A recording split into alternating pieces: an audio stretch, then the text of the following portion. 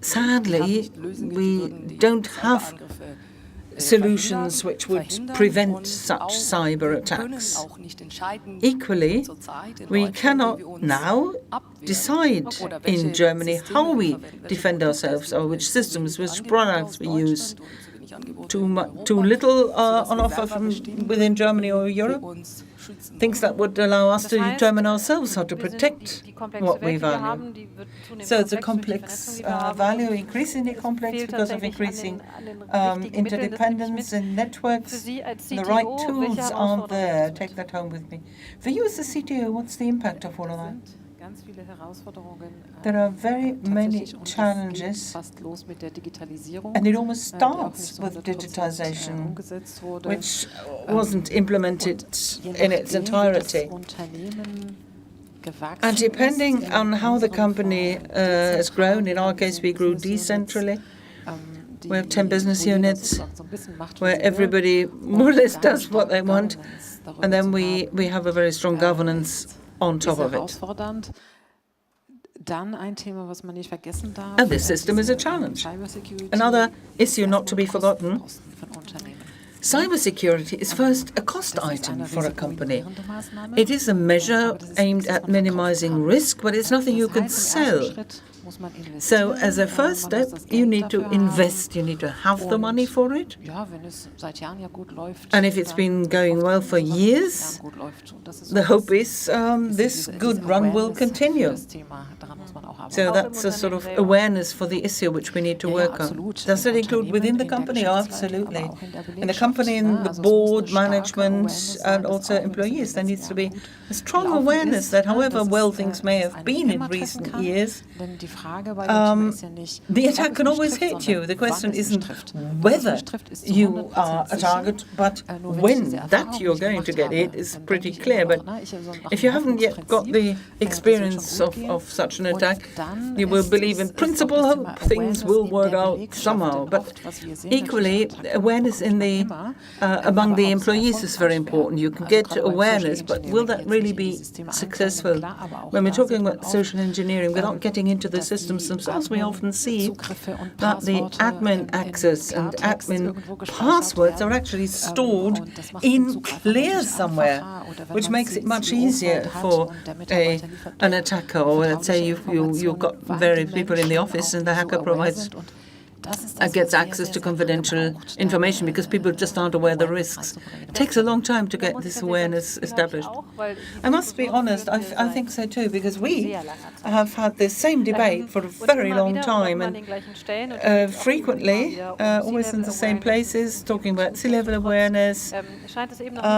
It seems not to have really entered into the companies yet. So I'm almost find myself put at ease from what you said, because once the system is broken, it's broken.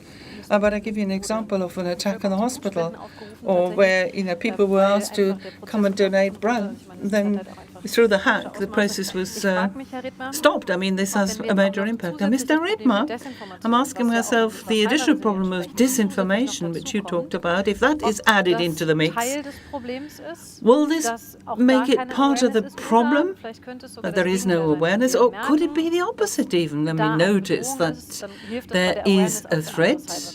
And does this then help to be aware of other cyber risks? I couldn't agree more with what you said. We've been talking about cybersecurity for too long, including yesterday. Just let me add one sentence.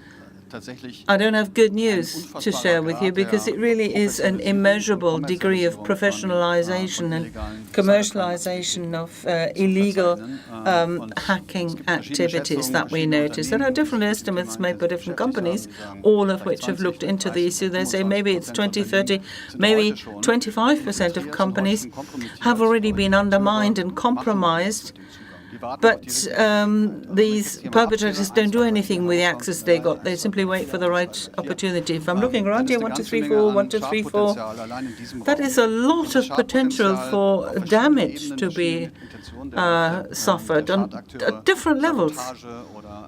Could be sabotage, could be blackmail, extorting money, could be all sorts of intentions.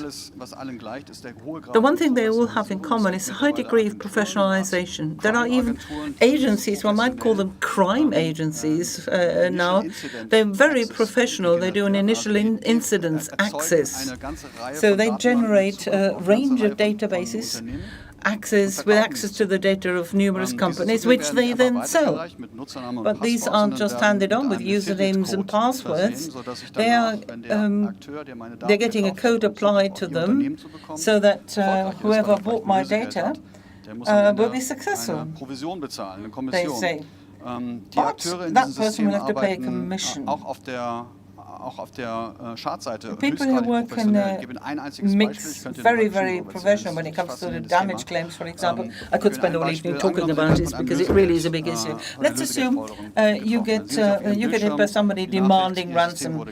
Suddenly on the screen the message appears, your system has been hacked, and now you can sell us 1 million of euro. Let's say I give you the key for the data, so you get all excited and wonder what you're doing.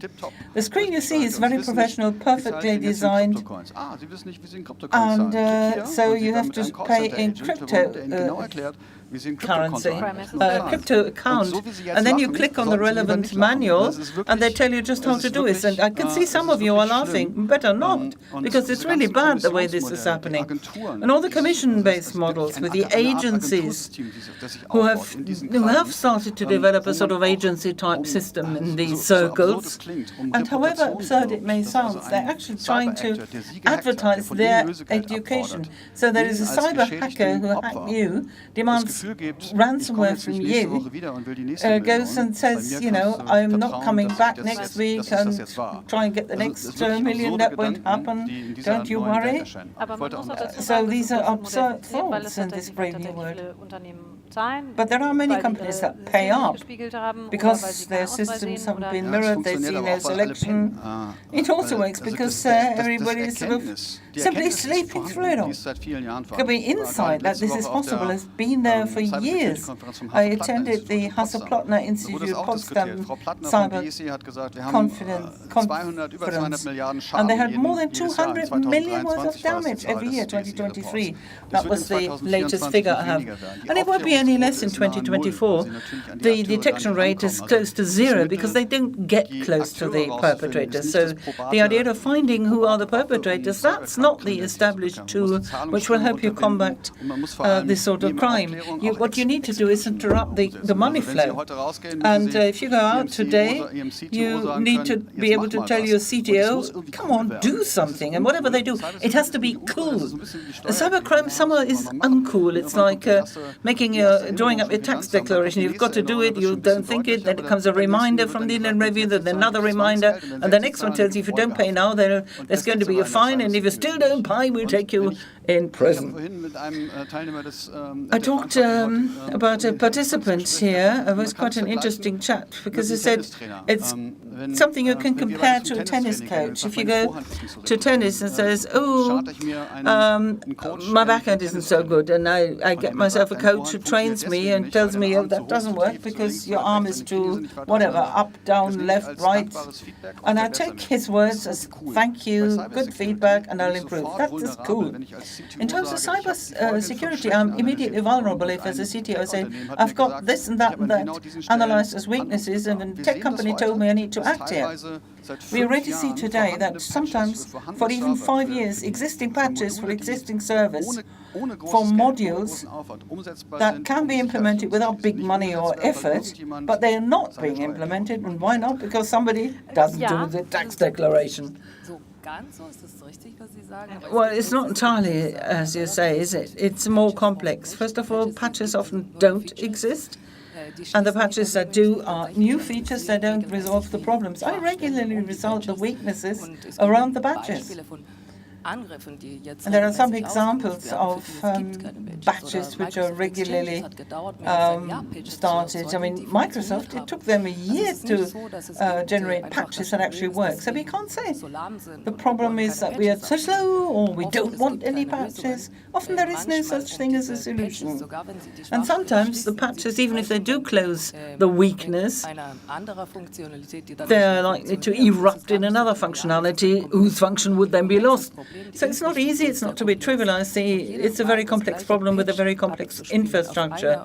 And just to always do the same pitch somewhere in this network is one thing. There were many, many different things as well. And all of that costs a lot of money. And if you think every day that there are hundreds of new weak points, what does this mean for an IT team? You don't have the resources. You need to start So trying it out, rolling it out, seeing what we can do on a production network for every weak point. There are patches for some, but for most things there are no patches. So for those, it is more complex. And the problem isn't just with those that run it and operate it. There are big companies with the resources, capacities, time and money needed, and they still have problems.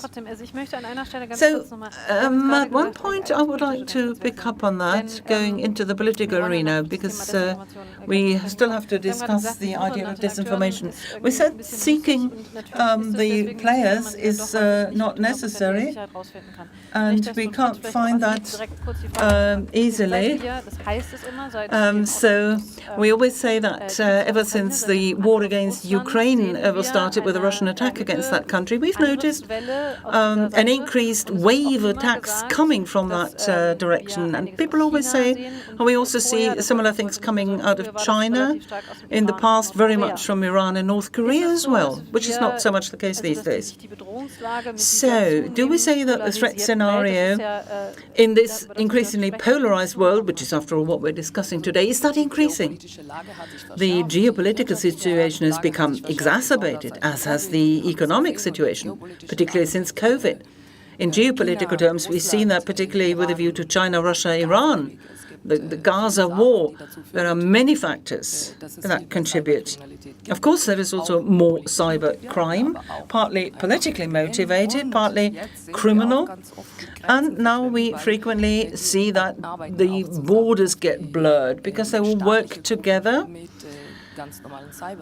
with state groups and ordinary cyber criminals. But there are more attacks. And this means that it's not just to do the geopolitical situation, also to technology development, because on the one hand, in the terms of digitalization, there are more and more services being digitized. It's all complex, all distributed. You find it anywhere. On the other hand, the hackers have technologies at hand, such as AI, allowing them to automate their tools, doing their cyber attacks in a better timing system. They can be targeting weak points more easily. You see that these groups work together with state groups, Korea, China, Iran, Russia. They all use AI and AI tools in order to identify weaknesses and plan attacks, not just aiming at disinformation or cognitive warfare, obviously, which is very current and a great danger. But they also use that for everyday activities, such as searching the internet for weaknesses and then finding lots of victims, after which they analyze which victims has a lot of money and should be attacked next. But this also shows that the victims have time between that moment where the hackers can access the network because they got that access from the data or because they were able to identify weak points, and then they must decide either to sell, get into other groups, or the other group comes in and then they'll do the extortion. So encrypt all different types of attacks will follow. It sounds very good for a CTO of one of our companies, and I would say if I were one of them, I said, I hope you pay me enough because it's sort of danger money. And now AI as well as everything else. Yes, and quantum computing too. I'll come back to that. And it really is no such thing as a relaxed situation, particularly as I am personally liable as an individual entity running a company. You are liable for the risk, which makes it even harder to get a good night's sleep. It's not a problem which comes from the recognition side. I mean, it's a bit of a rat race, isn't it, trying to get one of the hackers. It's just that we as a company have another job as our main activities. I mean, all these IT systems and the measures that we engage in are all around the business which it aims at dealing with the hackers. That's our job, a full-time job actually, if you want to attack a company. And it's a race. You can prepare, but you basically always lag behind. And then we heard that AI can start all sorts of different automated processes.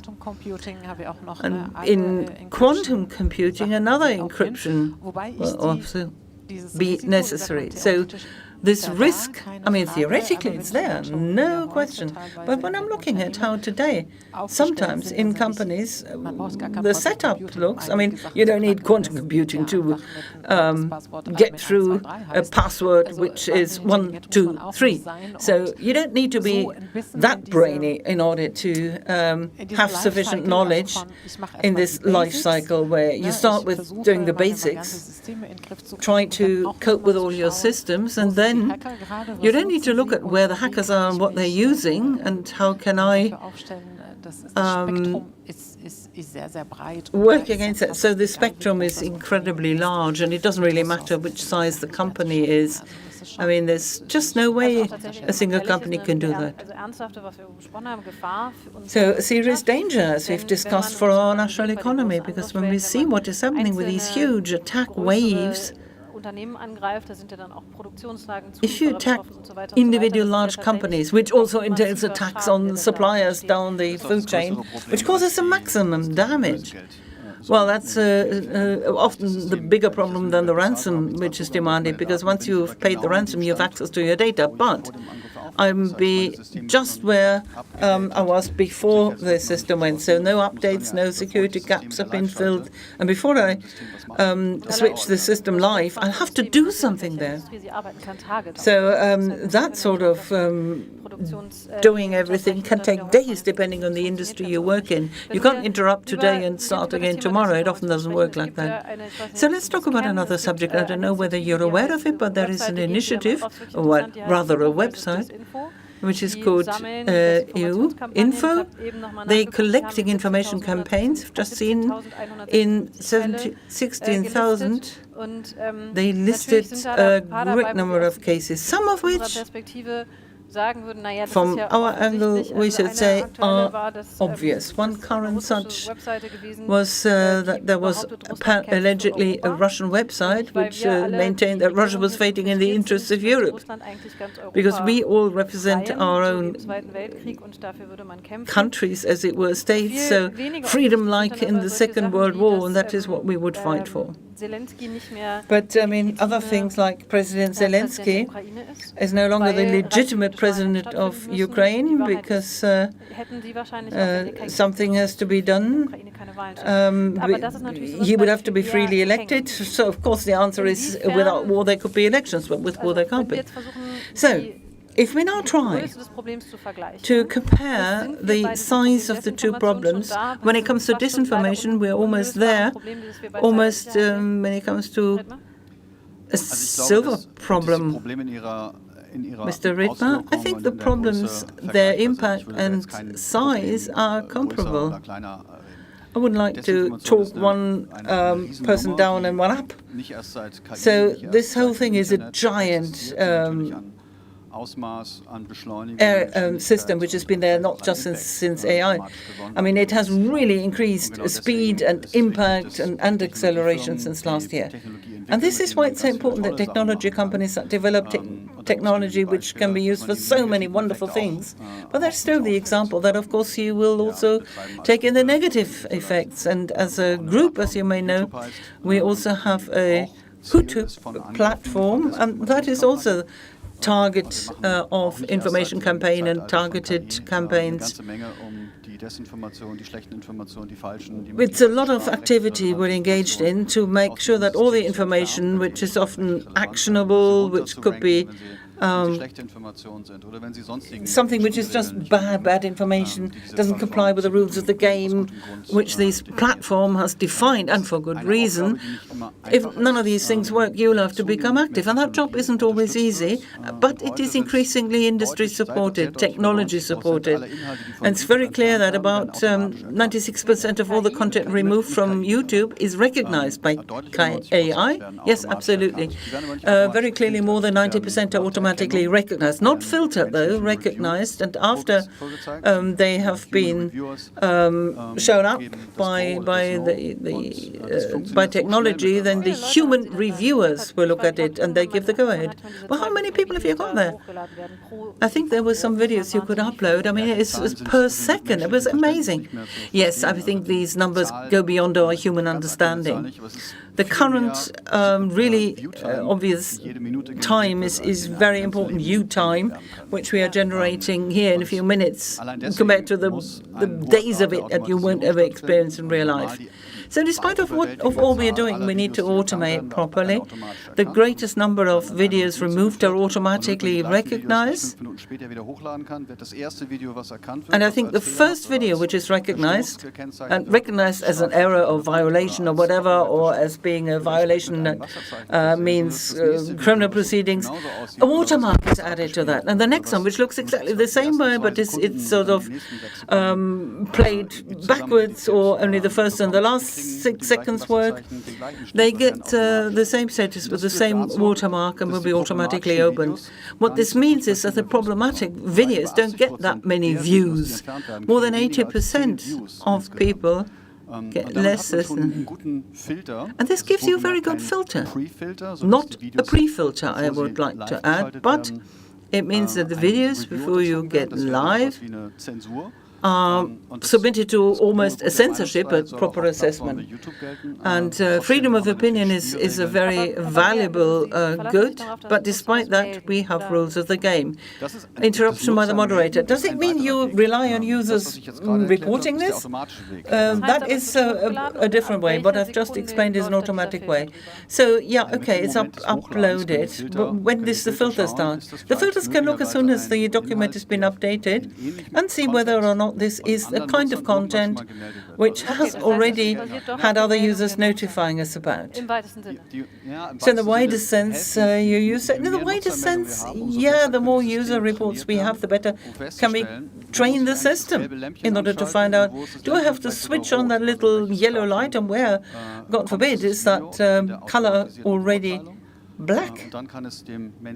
So that is part of the human review, and it goes to the next incoming video, of which there are many, and that will then be categorized and better recognized. So it is a self-learning system, and in addition to the human user, so we have a notification.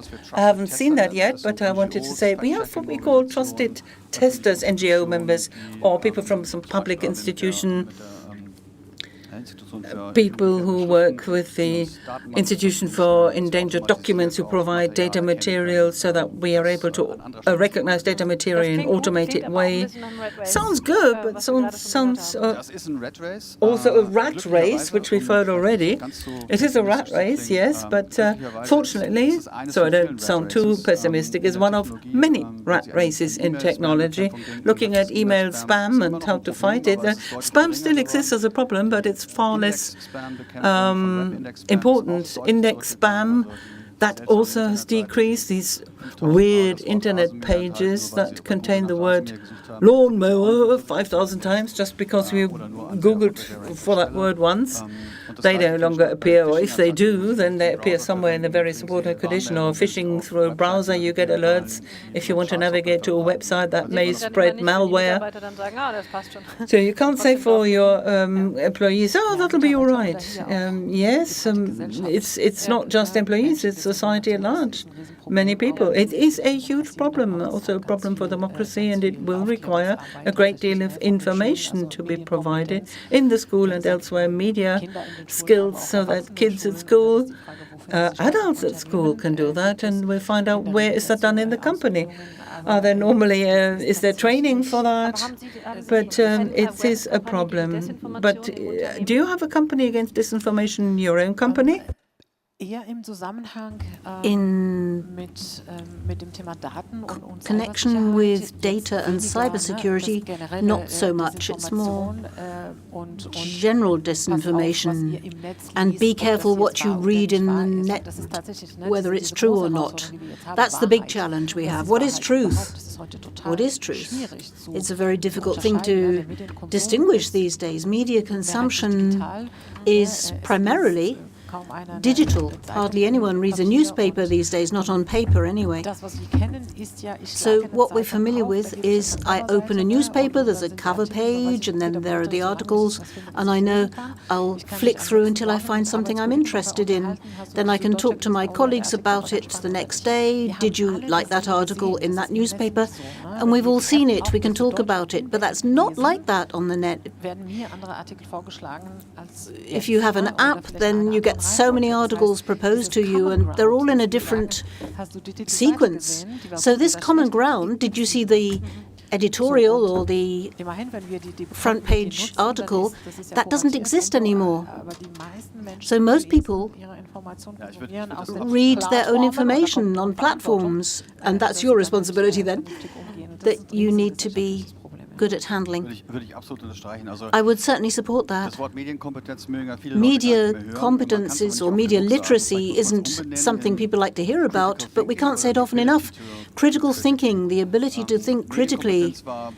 Media literacy, until a few years ago, was something that people thought should be taught in primary schools, or perhaps at grammar schools, so that pupils learn how to respond to the media they use by analyzing them more closely. But what we really need is this amber light feeling. If you send me a link with a shocking message, the mass media must report on this. A light would go on in my head, and probably in my 10-year-old son as well. We don't have to talk about 16-year-olds here. This is so mainstream. I think this ability to abstract, to filter information, to be critical in our perception of media, you can't just solve that with technology. I'm sorry to be the bearer of bad news here. You need to do it through education. Of course, that's hard work. We have a federal system that makes it even harder because everything takes longer. But we need a revolution in the education system to be successful there. There's one initiative I would like to mention that I think is particularly interesting. They started last year. It's called pre-bunking. It's a concept from the 50s, and the idea is that you don't debunk myths once they're spread, but you pre-bunk them before they even get spread. We worked on this, and we started it last year with a few NGOs, fact-checking organizations, and looked at the most common tools for checking distortions of truth. You might have seen examples of this kind, or maybe you haven't noticed, I don't know, but at least we've managed to achieve that 10 to 12%, depending what method we use, of people who have got to know these tools then say, I am now better able to recognize this technique and when I'm being manipulated. It's only a small contribution, but ultimately that's 1 million people who say, I feel more resilient now. So now we're rerunning that campaign. During the EU elections we launched it, and soon we'll be presenting the findings.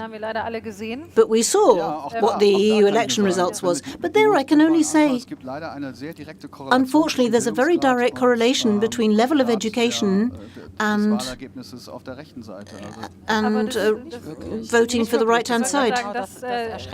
No, not really. Unfortunately, at higher levels of education too.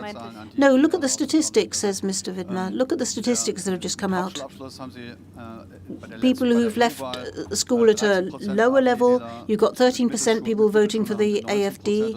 If they reach the next level, it's 19%, and then the higher up the education system they go, the less likely they are to vote for AfD. There's a very clear correlation. I will have a look at that at leisure. I'll believe you if you tell me that's right, but I think there are other questions that play a part here, but nevertheless, we've only got a few minutes. Could I say, please, I think there are two problems here. One is a technological problem about identifying these things. The other thing is the truth. What's truth in Russia or China is not truth for us because there are different values. That's not about technology. Technology can't decide what truth is. We need to ask, what do we want, what corresponds to our value system in Germany, and we need to integrate that into our education system. One problem you talk about is seeking out content. That's one thing, yes, but it's also important to have initiatives about infrastructure, because these attacks, media deepfakes or dissemination of false information, you need platforms, you need accounts, thousands of accounts which have to be administered. That's not trivial. That calls for resources and technologies. And the hackers or the governments that are behind this have these resources. It's all automated. But you can try to identify these platforms and these infrastructures and break those up. There are various methods for doing that. Of course, you can't do it at one blow. But if you can get one of those platforms, then you've cut out all those contos, and it's a lot of resources that the hackers would require to rebuild that infrastructure. So that should also be an important target. I wanted to mention that aspect. And you've reached exactly the point that I wanted to mention. We've only got a minute and a half left. The political dimension of this. What you just said is not exactly hack back, but it's a fight back. Do you think that politically we need to attack harder on the infrastructure side? Do you think we need more political commitment? Of course, there are many initiatives already, and it's been discussed for a long time, that we need to look at the infrastructure as well. And we need the technologies to keep those in check. Active cyberware, that's quite complex. But now we have, it's not simply that we have a tool and it's going to sort it all out for us. We have to also define our goals. We can assess these things. There are technologies that we can use to simulate and see what would happen if we did this. There are also individual fields, for example. There are some criminal groups and marketplaces which are using, and some crime agencies have worked together to break those up. That's very important too. But it's a very complex issue, and we still have a lot to do. It is important. It's important that in Germany, political decisions are made about what we want and what capabilities we think we need, so that we can then set up an implementation plan, an action plan. We need a strategy and a plan to implement it. There are ways, if you look at the internet, of attacking the infrastructure right through to the marketplaces. We can research these things and decide what we want to do about them. I think it's a question. Politicians need to make decisions and draw up a plan. with experts. All of this can be done. Not much has been done on this front in Germany so far. And of course, it's important to be more proactive. I think that's a good point to end. It's important because we've already said I've been doing chats like this for some time, and cybersecurity is an issue that for years I've taken very seriously. It's a bit of a hobby horse of mine, and each time I come out of the discussions feeling rather dissatisfied because I think they haven't got to the point I would have hoped they'd got to. Okay, yes, we need political commitment. And awareness. I think because it's worked quite well so far doesn't mean it's going to carry on working out. So we need active management. Thank you very much to all of you.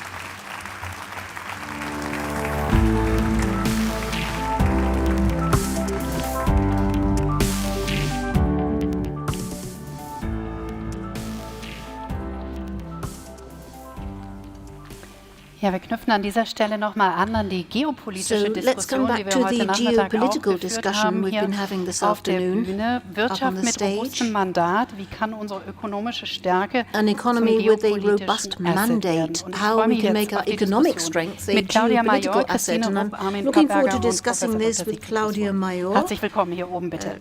Armin Papperger, Christine Rupp, zu mir bitten. Siegfried Russmann.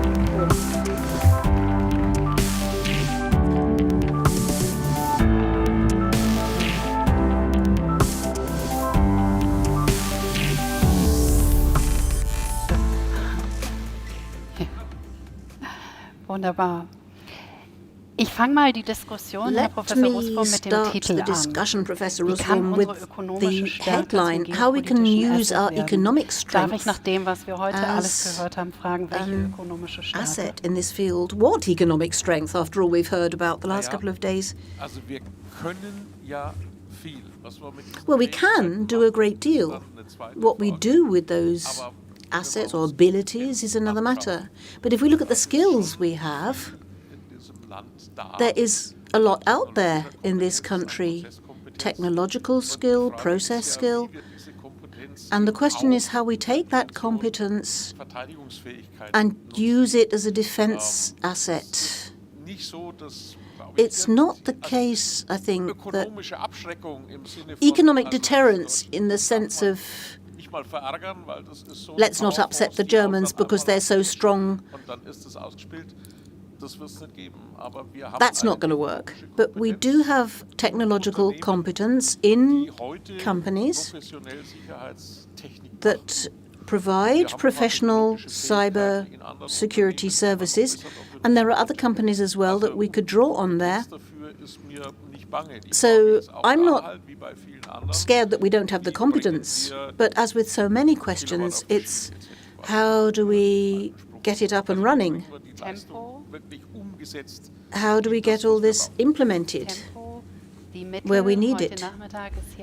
So someone said this afternoon, the CEO of ThyssenKrupp said, more industrial strategy and security strategy dovetailing. Yes, but it starts at a much more trivial level. I'm not going to be advertising for Armin Papperger's company, but whether you order 18 vehicles or 100 vehicles has a huge effect on whether we are good at production. And depending how digital we are, manufacturing is something we can do in Germany, but producing 18 items is not quite so exciting. I studied this. I hope that Armin isn't angry with me for saying that. The question is what we want. So how should this be linked? How is it being linked? I think linking these two things is absolutely relevant. We discussed this a bit before about what the defense industry could adopt from the industrial sector. And I thought of 4 examples. One, the pioneering changes we've seen in technology, AI, cloud, and also the German armed forces are using this. They're setting a very good example. Another question would be interdisciplinary collaboration, so that all of us try in our ivory towers to if we're all just trying to produce our own 18 units, we won't get very far. So software-defined defense is what we need. The colleagues here in this room from the automotive sector know what software-defined vehicles are. They've been doing it for years. It means interdisciplinary collaboration with defense, industry, integrators and other policymakers. We heard from the panel before about the capacities we need to develop in cyber security. Cyber competence, cyber literacy is not voluntary any longer. We all need it. It's absolutely essential. In 2023, 60% of the attacks were on critical infrastructure. 32% were targeted at Europe. And we've seen more than twice as many attacks coming from Russia. So there's clear cyber competence there. We can learn a great deal from the industrial sector and vice versa. And speed, and agility. When you mentioned AI and the cloud, I was thinking that this is very sensitive data. How can we protect it? How much can we protect it? Well, let me give you a very positive example. Our soldiers are all exposed to very dangerous situations, and by using AI, we are already able, in the German armed forces, to process mass data, especially using imaging procedures from all kinds of sources and sensors, and that makes it much quicker to generate a general picture of the situation so that we are much more aware much faster of the dangers around. And we're using AI. We're using AI imaging procedures. It increases the efficiency and the security. Mr. Paperger, I don't know if you're allowed to say this, but cybersecurity, I'm sure your company is also a favorite target for cyber assaults. You're right. And every day we have cyber attacks. And we've got 100,000 cyber attacks, hundreds of thousands a year. That's true. And it's also been in the newspapers that about 14, 15 months ago in the civil sector, one was successful. But we have our own task force and our own SOC. And we've got 40, 50 people who analyze these day in, day out, just as the government has. Or at least not in every department, but mostly. I can only support this. Cyber attacks need to be averted far more. A lot more money needs to be spent on that, and even a company like Rheinmetall is going to spend 30 to 40 million euros a year on cybersecurity, on investment and on defense. But a lot of these points, and I can only support what the previous speakers have said here, many of these points are already being covered. There aren't any products these days in the security industry that doesn't incorporate AI. If we're not able to do battlefield management in this way, then you can't fight anymore because the others have it, unfortunately. They'll shoot faster, and the person who shoots faster is going to win the battle. It's a bit like the situation in the Wild West. You have to shoot from the hip, and if you can see what's happening in Ukraine and what this awful war has led to, is that you need information sovereignty, and you only get that information sovereignty with better sensors. It starts with satellites, then you need sensors that we supply by drones, and all of this information needs to be processed properly so that the impact, whether it's a missile or whatever, can be averted. And all those, we have to say so quite clearly, I think in Germany we haven't really adjusted to this mentally. Talk to Ukrainians.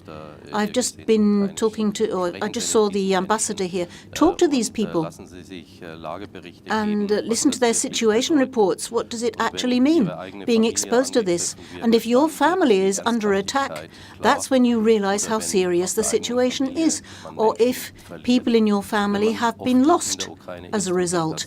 If you're in Ukraine and you look at it, unfortunately, we've almost returned to the Middle Ages, and that is the awful truth. They're almost fighting with, as in the Middle Ages, but with much better technology. Ms. Major, can I come on to you? After all you've just said, what do you think about the situation in Ukraine at the moment and the chances that the Ukrainians have to win this war?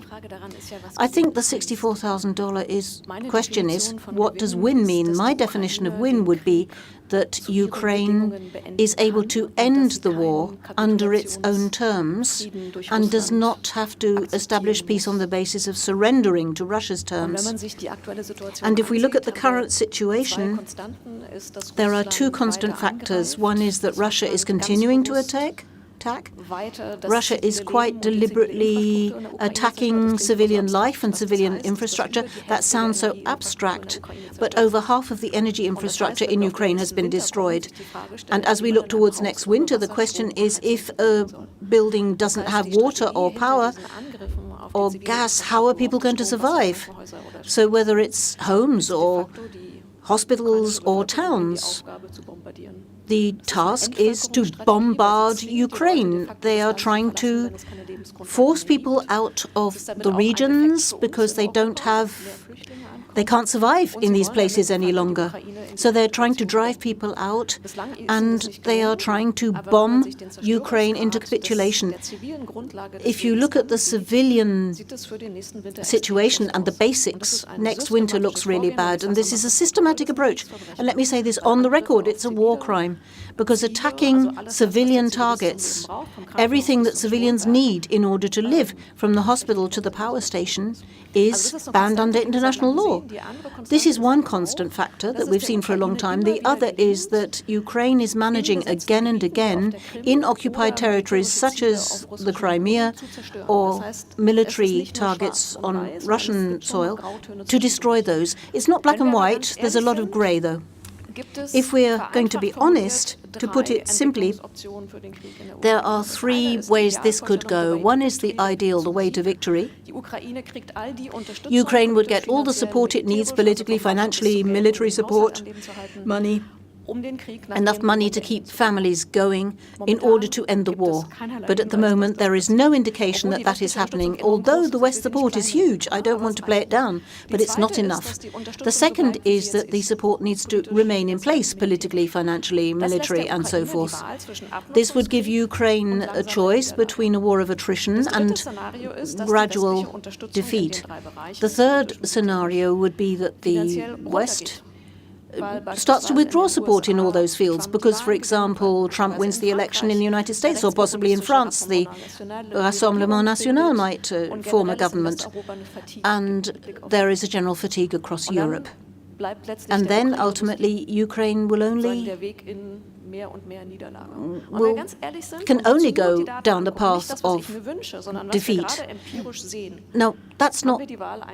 Now we have... Well, if we base it on what we can see empirically, we have to make this decision. There's huge support from the West, especially from Germany, and I think it's been really impressive across all three fields, but it's not enough in order to put Ukraine in a superior position. It's not enough either for the air defense or ammunition. It's all improving as we speak, and there are signs that quite possibly Ukraine might, by the end of 2024, the beginning of 2025, launch an offensive, but they need to survive that long. And until then, we need more political backup.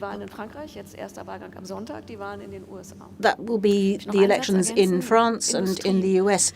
And then industry, let me just add that. If we link that into defense policy, I think the big learning curve that we've had to go through in Germany is that the defense industry is now seen again as an elementary part of deterrence, or it needs to be anyway. We can see from the war in Ukraine that the gaps need to be filled, scalability and innovation are important. So we need industry that can do this. Ramp up production, remain innovative, and however difficult the conditions are, carry on producing. Deterrence means that you say to the other party, it's not worth you attacking because the costs would be much higher than the gain you seek. So we need an industry where everyone looking towards Europe says, oh, they're good at ramping up, oh, they can produce in mass, and oh, they're remaining innovative. So we need to understand that industry isn't just any old industry, that it's part of our defense policy and above all, part of a credible deterrence. And that calls for a new mindset. And to me, that is part of our war capability. It's defense, it's the armed forces, it's society, and it's the industry. Mr. Paperger, how far are we removed from the scenario that we've just heard about, what we need in order to be war capable? Let me go back a bit. What happened 30 years ago? 30 years ago in West Germany and across Europe, we thought we don't need all these things any longer. And industry really was boiled down to a very small core. But, and I think this is positive, that core has an awful lot of technology. So, as Professor Russwurm was saying before, it's absolutely right. We need not feel ashamed of our record in terms of technology. As for what's happened to me personally when the war began, 14 days later I was visiting the Chancellor, and the Chancellor said to me, "You're the biggest in this series, you need to invest, you need to go into series production." And we did that.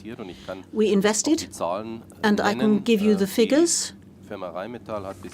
Rheinmetall has invested 5.6 billion euro in capex and, above all, in building up our inventory so that we can deliver. And the machinery is ramping up now. Before the war, we had 70,000 artillery. Now we're going to have 700,000. That's 10 times as much. And from next year, we're going to be moving towards 1.1 million.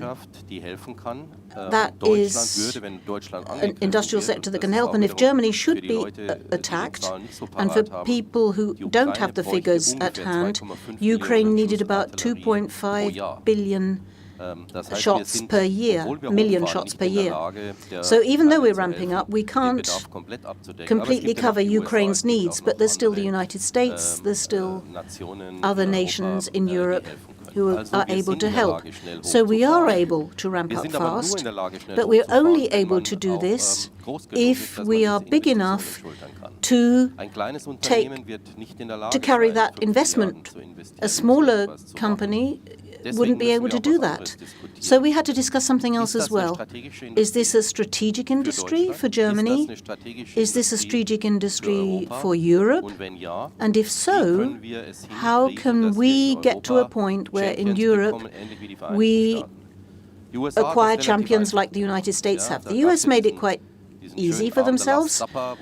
They had that Zappa where the president said, lots of people sitting here, there'll only be half of you here next year, and in 2 years even fewer. We need strong industry that can hit back. And so they created companies in the US producing $50 to $60 billion a year in output.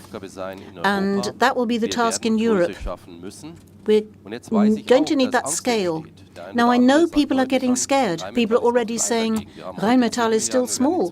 We've got 10 billion now. We're going to need 15, 16, and we're going to grow to 20 billion because we've got huge order books. But that's not the end of the story. The target, if we look at the strategic goals that I said I wanted and have discussed with politicians all over Europe. We need a champion in Europe that can handle 40 to 50 billion a year.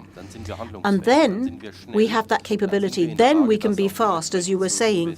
Then we can invest as we need to. And we need to do the following.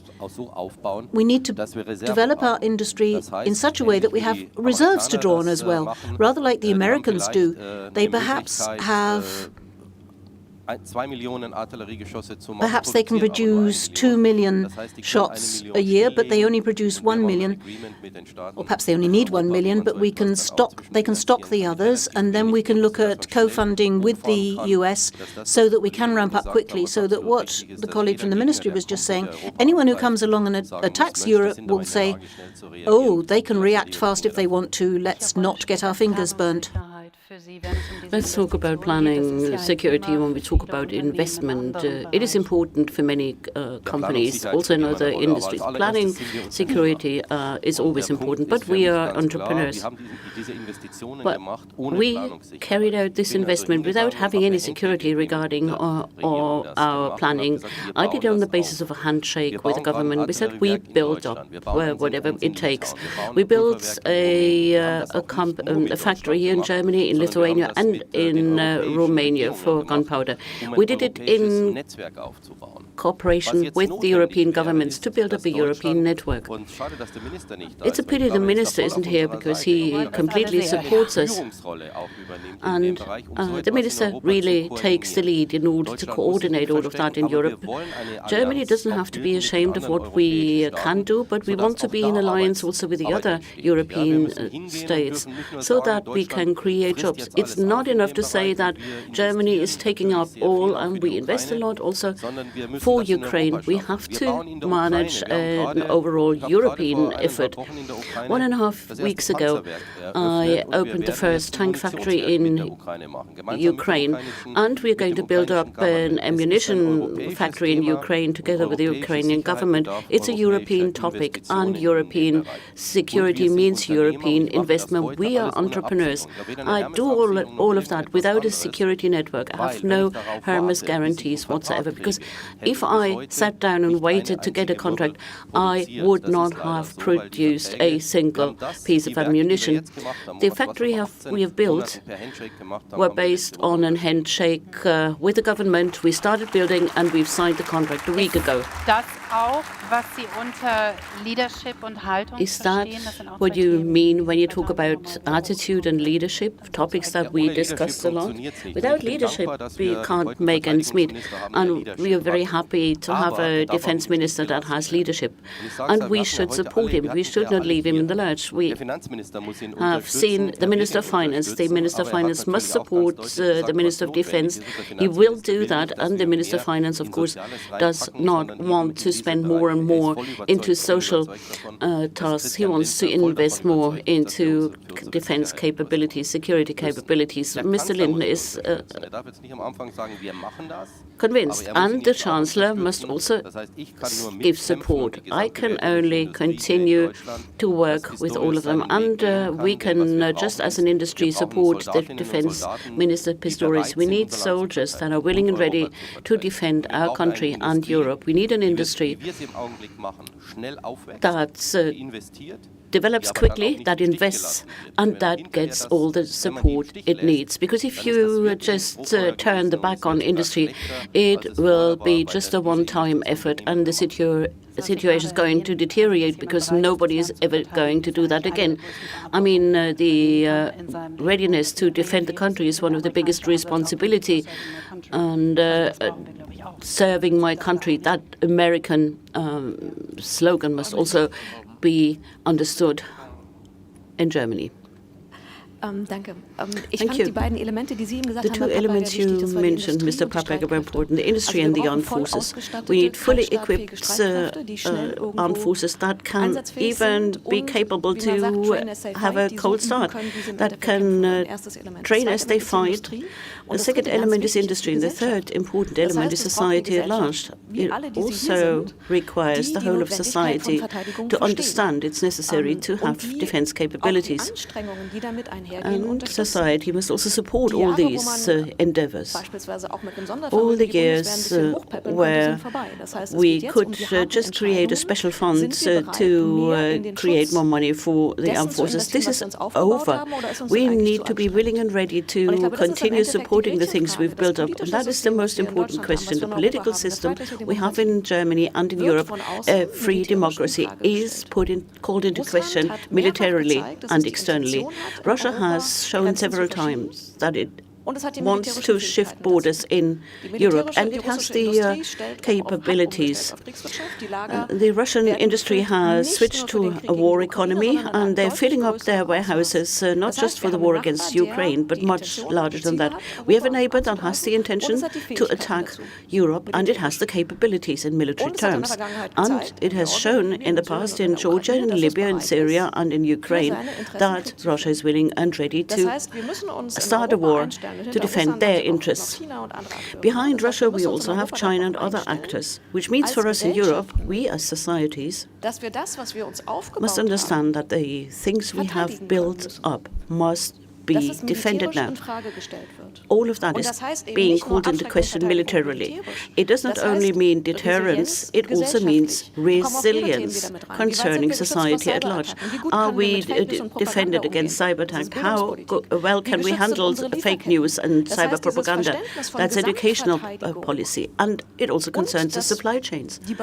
This is a holistic approach to defense, and the readiness to defend what we have is the third element, next to the armed forces, next to industry. And here I think we still have much room for improvement. First of all, to understand that Europe is under threat, not just militarily, but also in all the grey areas between peace and war. We've got the economic pressure, propaganda, cyber attacks, all of that must be seen. And we are much too vulnerable still. Every time we have a Russian cyber attack, every time we have a propaganda campaign, we see we are still vulnerable. Resilience of society at large, this is what we have to work on. Let me also put all of that into a context. Currently, we have so many things that happen in parallel. We have seen it during the 2 days of our conference, multi-crisis. All industry managers are grappling with. The architecture for Germany has changed completely. In the old days, we used to have the security policy backing of the United States. We had a very safe and secure, very comfortable and cheap energy policy. There we were in touch with Russia. And we as export champions, we also had unlimited access to China and a wonderful sales market there. All these facets are changing simultaneously. Plus, then we had COVID and many other things. In that situation, building up a security policy that is based on a new foundation, that is a great achievement. And I represent a large American technology company with IBM. We can act well and we can be prosperous as long as we have political framework conditions that are conducive to us. So a change of a mindset is important, not just the changing framework conditions, just understanding security policy as a basic prerequisite for growth. Can we strengthen investments? How can we do that? And how can we also develop innovation? I think we need both. We need investments and we talked about leadership. And there are moments where you have to just take a very decisive, quick step forward. Mr. Pappberger said, if he had sat back and think about 18 months, would there be a contract or not? We have seen it during the COVID situation, how important critical infrastructure is. There are entrepreneurs that are ready to take the risk and take this quantum leap. We should be very thankful to those, very grateful to those. Well, I absolutely agree, but we have to start earlier. we have to have a different discussion in society, whether we are fit for defense and fit for security. That is a dispute we don't need. The question just is, do we accept that a few hundred thousands of young people will be willing and ready to fight for our freedom? That gives you a different feeling of what we need to do in terms of technology, in terms of allocation of resources. If young people defend us and risk their lives, well, I'm not in favor of conscription, but if your children all of a sudden would be in a military vehicle, then the question of best available technology has much more relevance for society. We do not we haven't seen that situation in a long time to come. But we need to find also a situation where the majority of our people, 60 million voters, say, yes, we want this defense capability. We need it. And there we should not just quarrel about the smaller details. And also we must be clear about a democratic decision that needs to be taken in order to develop the resources that we need. And then, of course, the same thing applies to every industry. Tell us what the democratic decision is, what Germany needs, and let us, in industry, decide how we are going to get it off the ground. If the German defense industry gets told, all right, we need these volumes here and now, and we want to be prepared to double our efforts, then experts and our companies will know how to do it best and most efficiently. And we can tell you how much it will cost. And this is what we are doing already in many areas. I can just say that we as a society are not prepared at all. Everyone for him or herself can think about his or her willingness. A journalist asked me recently at the Industry Day in Düsseldorf, are you ready to defend our country? I said, yes, I'm quite old, not as flexible anymore, but I would still be willing to stand up and defend the country. If we are not ready to do that, then we make a mistake, a fundamental mistake, because then we would give up our country. Let me focus on another aspect. What happens in Europe? It's a discussion that comes up time and again.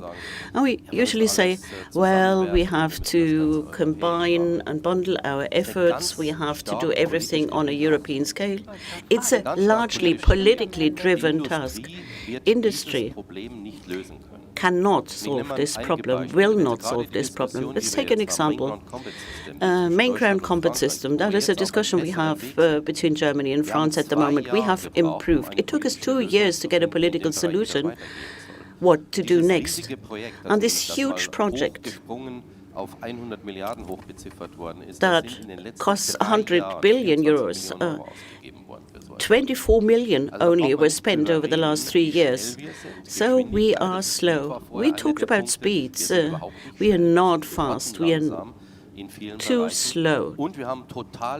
And we have totally different attitudes regarding national security. When you talk to President Macron at the Élysée Palace on national priority, for him it's priority number one, absolute priority.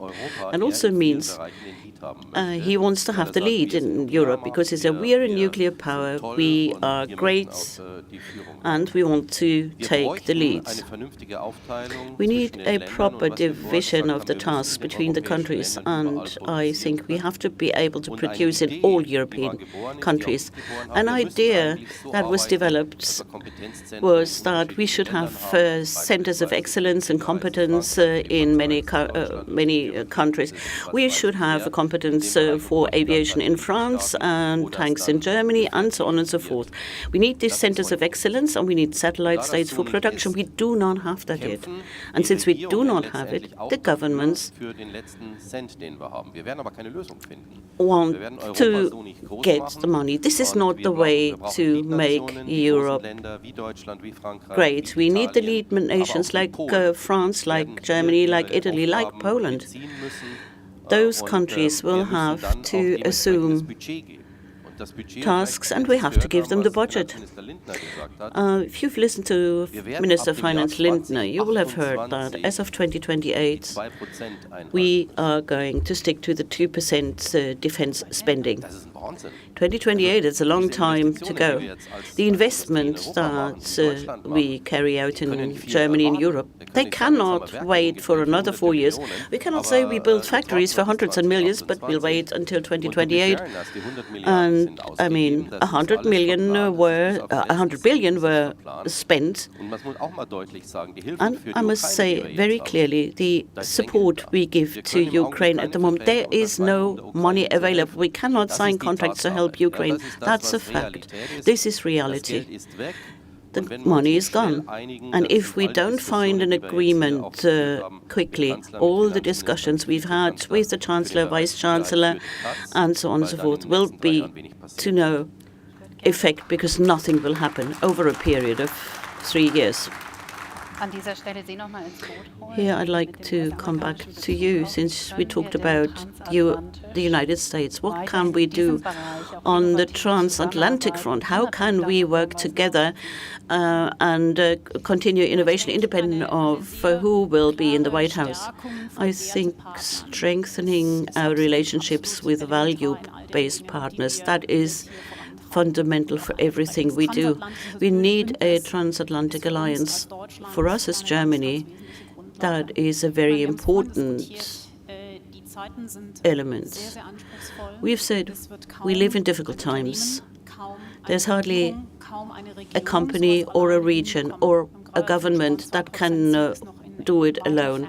The 2% defense spending for Germany, it's a long time to come. So it is so important to have an interdisciplinary cooperation between companies, between the governments, but also a cooperation with the partners in the alliance. And I think that is the critical step we need to take. Ms. Major, let me add another question. We talked about the situation in Ukraine. What are the other security threats you see for Europe?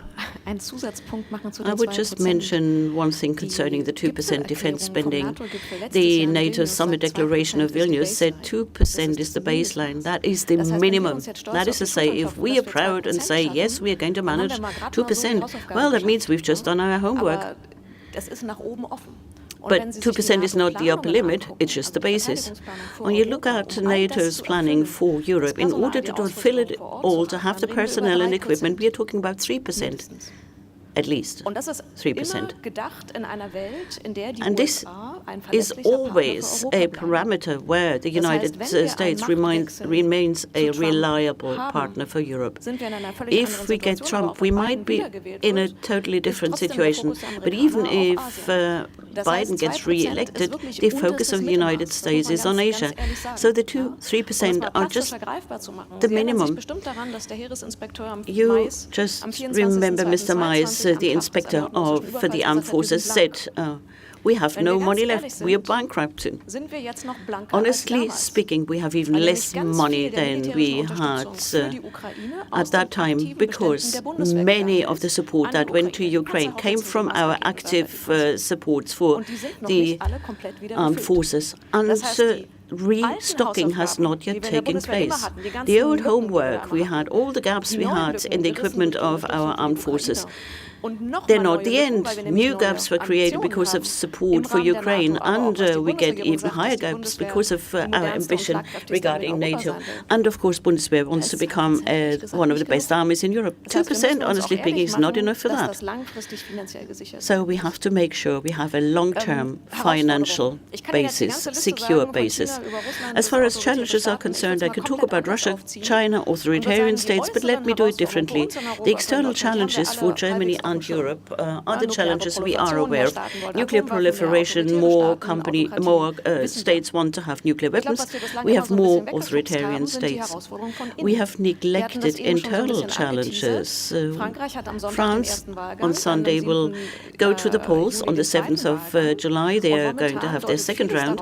And at the moment, either we are not going to see a majority in France, that is to say a blockage of the parliament, or the Rassemblement National with Marine Le Pen will get the majority and appoint the prime minister. And then we'll have a blockade of President Macron and the right-wing populist prime minister. What they want to have in terms of foreign and security policy is not yet quite clear, but the DNA of Rassemblement is anti-German, anti-American, pro-authoritarian. That is to say, the projects you have managed, the combat air system and the tank cooperation, all these things will not be welcomed by the Rassemblement. So these are our internal challenges within Europe, and it's a huge challenge. And the next thing comes when the United States have their election. How we keep our act together here in Europe and how we keep a transatlantic partnership, that's a huge challenge. We are happy that France, Germany, Poland as a triangle works again. If France leaves that triangle, we will be in a totally different situation again. We have to understand that the threats can be external threats, but they can also be internal threats. I'm firmly convinced that in our political debate and our societal debate, we have to sort of correct many things. We have so many topics where finances always come last. It's like in private life. I can say for my hobby, I am going to reserve a couple of thousand of euros per annum. This cannot be done for society, and that is why we have to have the proper financing sequence. First of all, we must define what do we want to have in terms of defense capabilities. How can we make it happen? How much does it cost? And then we have to ask, how do we finance that? We have to start with 2.1 or 2.3%. That's a discussion that is completely upside down. We have to do it differently. And that is why this 2% defense spending discussion is a discussion that comes at the wrong point in time. We have to define the basic parameters first. This is true for Europe as a whole. The question, how much commitment do we have regarding the European Union? And that is also a very important act. And who is going to defend the Baltic Sea? Do we do it together with the Finns and the Swedes? And what does that mean for the equipment? Or will everybody be left at their own devices because we do not trust each other? These are unpleasant questions, but we need to answer them because that will have an effect on our defense capability. And the cost issue comes last. Do you want to add? I will be very brief. I think we heard about very many critical issues, so we did that over the last 2 days. I think at the moment we are growing up. We have to grow up, and we have to grow very quickly. And that is not a nice feeling to have. If we do it right, however, it can create great opportunities. We build up competencies we should have started building up decades ago. Maybe we are going to develop a good leadership culture, a culture that we need as a rich industrial country. And potentially we can create a clear foundation for a growth policy that we all need. And of course, here technology can help to accelerate all these processes. I absolutely agree with you, Mr. Uswam. First of all, we must ask, what do we need? And then, what does it cost? And all NATO states have said we pay 2%. And if the Baltic states say we spend 3 or 4%, we have to revisit our own decisions. And of course, it's easy to get into a gloomy mood when you have all these difficult discussions. At the moment, our mindset is we have to defend against the Russians. the Chinese, and we have to find an agreement with the Americans and the French. But we need a positive enabling scenario. We need a vision. Without a vision, our future will be in the past. The question is, how can we collectively create an understanding that we need a capability to act? We have a dramatic situation in Ukraine. Most people thought that in the first couple of days in February 2022, this country wouldn't survive for a long time to come. It's 2.5 years later. It's very hard, but we still have an independent Ukraine. And why? Because the Ukrainians were much stronger than we thought, the Russians were much weaker than we thought, and because the Western supporter states really showed a massive effort. I never would have thought that Germany would deliver tanks to Ukraine. I would have thought absolutely no way. But if we as Germany, as Europe decide we want to act, we want to do something, then we can do it. It may be traumatic at the moment, but we can really say it's important to us. We don't want to be at the mercy of international actors. We can do many things once we believe in them. One last question to all of you. The relevance of security.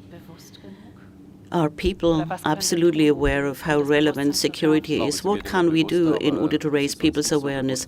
Awareness is rising. I had many discussions with colleagues from the stock exchange, the German stock exchange. Even leaders of companies have not fully understood how dangerous the situation is in Europe and in Germany. But let me also mention a positive aspect. Over the last 18 months in Europe and also in German industry, we have done much more than we did in the last 30 years.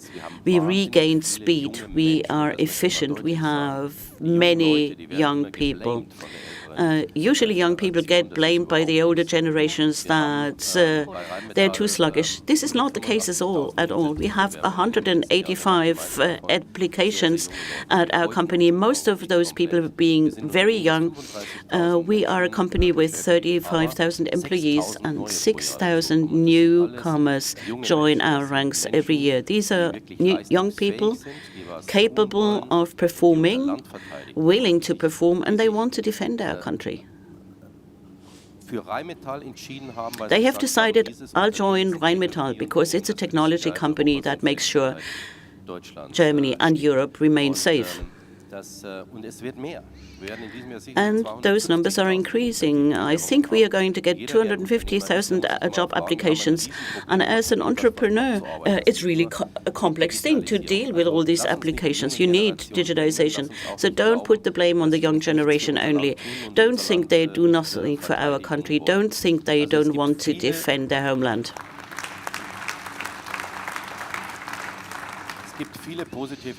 There are many positive aspects. We are fast, we are innovative.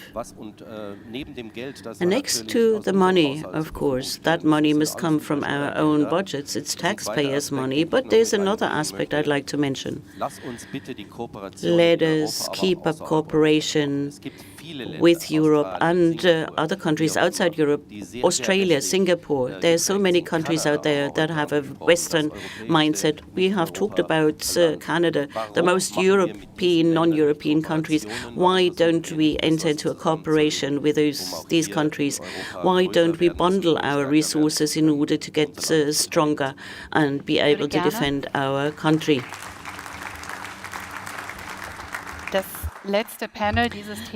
It's the last panel at this TDI, and I'd like to end it on a rather personal note because we've heard so much about all the challenges and the critical situations that we confront here. How do you deal with this insecurity? I'm very optimistic. I think if there are problems, they need solutions. And I see that both at company level and on my private level. No point in sticking your head in the sand and saying it's a problem we can't solve. We're going to solve the problem. And we're going to deter Russia to such a degree that they end up paying a really high price if they attack NATO. We need the transatlantic relationship as well. We can do it with the United United States, but also without them. And I really believe that politicians have understood this, that we have to do this. They have to stop their factional fights, saying one side we're pacifist and the other side saying no, we need to do something for our defense. There's no discussion. Without security, there'll be no industry. This is the day of German industry. No industry will function if we are an insecure country, if there is a belligerent attack or a cyber attack and we can't defend ourselves. The logistic chains won't work, we won't be able to trade, we won't be able to produce anything. We need a safe, secure country, and to do that we need to invest. Whether it's 2% or 3%, it doesn't really matter. We need to invest as much as it takes for all of us to stand up in the morning, get up in the morning out of bed and say, we're not going to let other people lead us by the nose.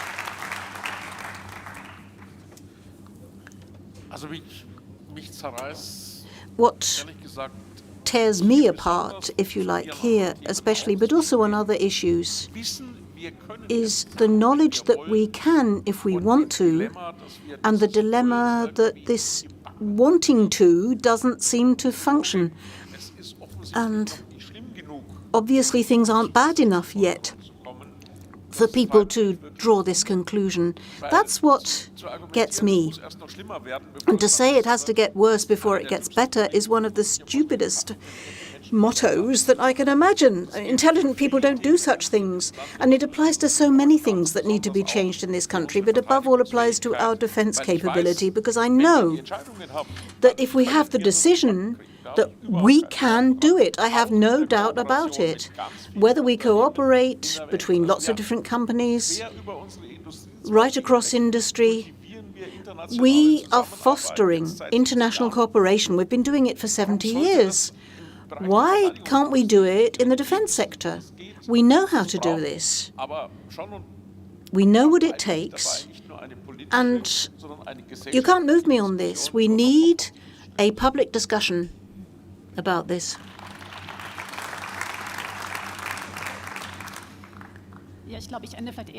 I think I would end on a personal note and say that I see myself as a convinced European, an enthusiastic European. It's been my privilege to work in many different countries, to live there, to study there, in an appropriate environment where I've been able to learn a lot. And I think that times are really hard at the moment. We've been talking about growing up and how much is happening. But my personal motivation, looking at the generations out there in the room, the figures, the people that we have in industry, if we don't take this in hand, who else is going to do it? And it was like this in the post-war period. There were a few people who stood up and said, we're going to take the lead here. We have so much technology, there's so much we can speed up, but we need the courage and not this German fear or angst. I think we discussed that a few years ago as well. And it's up to our generation, and that's what motivates me.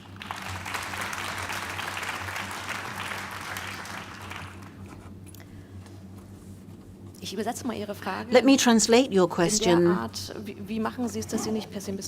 and say, how do I stop myself becoming pessimistic? Yes, personal resilience. We talked a lot about economic resilience in the last few days, but personal resilience is part of it. I think, in moments like this, I think about what is important about our life here in Germany and in Europe. What's at the core of it? And the core of it is freedom. And if we look at what Russia is doing in Ukraine, if I look at Chinese society and society in many other countries, they're societies where I wouldn't want to live.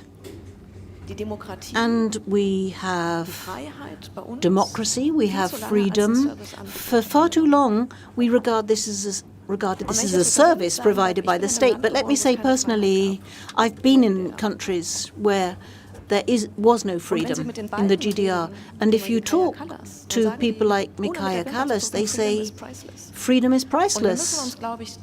And I think this awareness that we live in peace and freedom, we need to remain aware of it, and each of us ask ourselves, what does it mean to live in freedom and peace? And what is it worth to us? We can see in Ukraine that it means a lot to people. And so if you ask, how do I want to live? How should my children grow up? What kind of world do I want them to grow up in? And then the question is, each of us has a place in society or in a company. What can I do? I'm not in a company. What I can do is I can try to explain things. I can try to research. I can try to explain, to mediate, to say, where are we coming from? Where do we want to get there? And how can we do that? And if I look at, if we compare with January 2022, we've achieved so much. I would never have believed that Germany would achieve the 2%, that we would be posting a brigade to Lithuania, that we'd be sending weapons to Ukraine, that we would cap energy from Russia. It's a revolution, really. We look at what it takes to win for Ukraine, to confront Russia and China.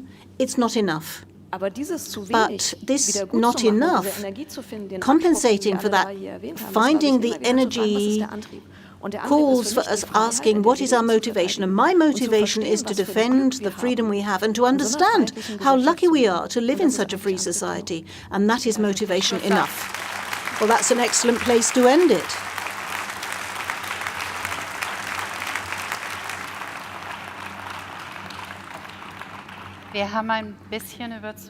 We're a bit over time, but thank you. That was worth it in the interests of security and our discussion. Thank you, all of you, very warmly for talking to us about your knowledge and your feelings on this. And thank you to you for your patience and your interest. And now I will allow you to leave the stage, although I don't really want to.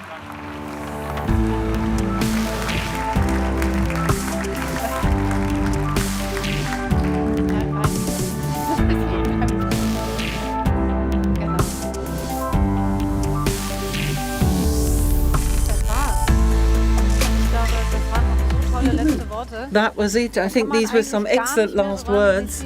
There isn't really that much we could add to that anymore, but we will try at the end of very exciting 2 days. Mr. Osborne.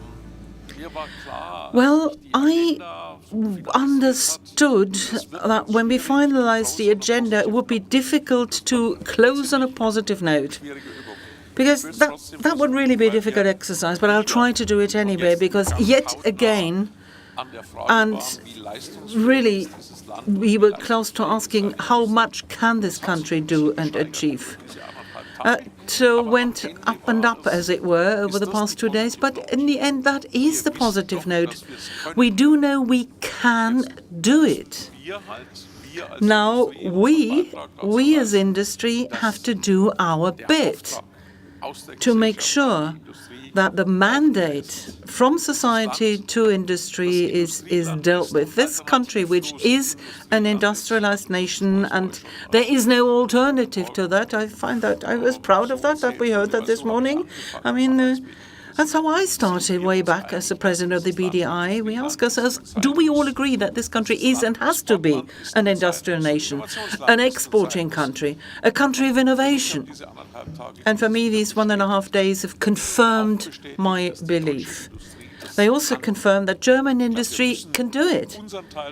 I think we need to contribute what we can in the societal discussion in general, that this becomes mainstream again, these ideas, to use an English term even in German, mainstream. When I spoke at my first day of industry and talked about this triangle, there was a woman chancellor answering, and she says, I am worried that you even asked the question. This hasn't changed since then. We have to make sure that this is the future of the country. And then this will branch out in all sorts of different aspects. But doing it, I have no doubt German industry can do it. For that, for this mutual assurance that we can do that, that is also part of TDI. The Day of Industry is a political event, and we have a lot of politicians every year.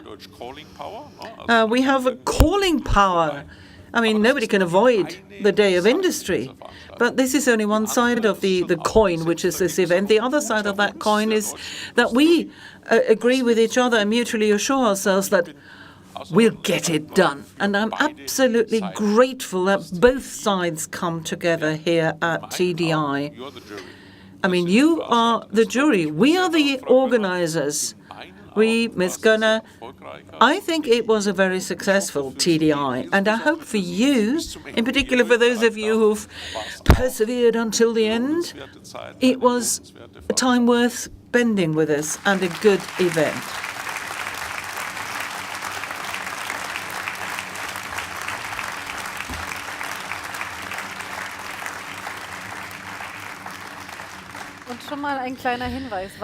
And that was a little pointer, because it's so important.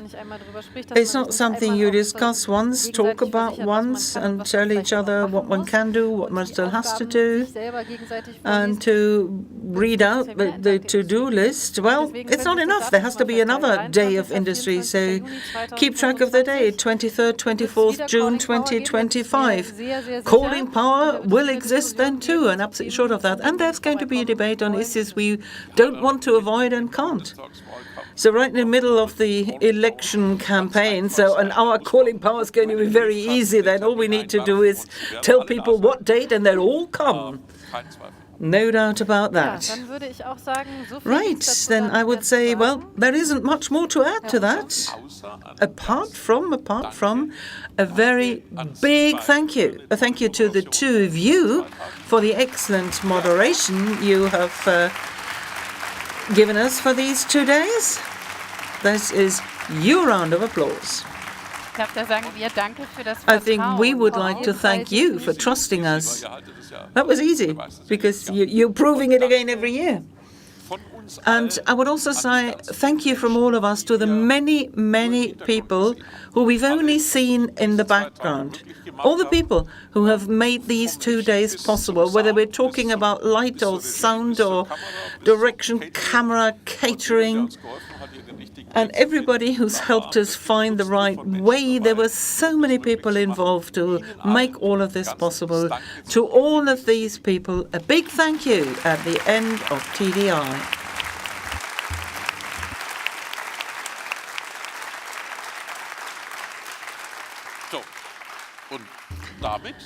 And with this, we're done. Or have you got anything else you want to do? No? So all that remains for me to do is wish us all a wonderful summer evening, a good time. And after TDI comes the next TDI. But we're going to look what happened in the video. Thank you very much.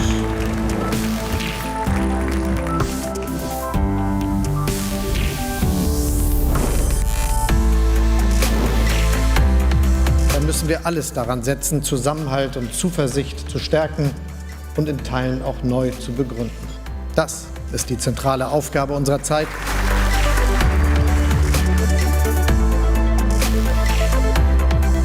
That is absolutely necessary, that we think in terms of European solutions.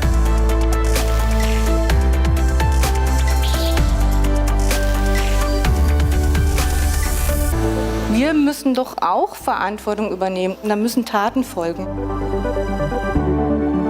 And it's time for the people in this room, leaders, educated people, to stop with the ideology and fear on innovation.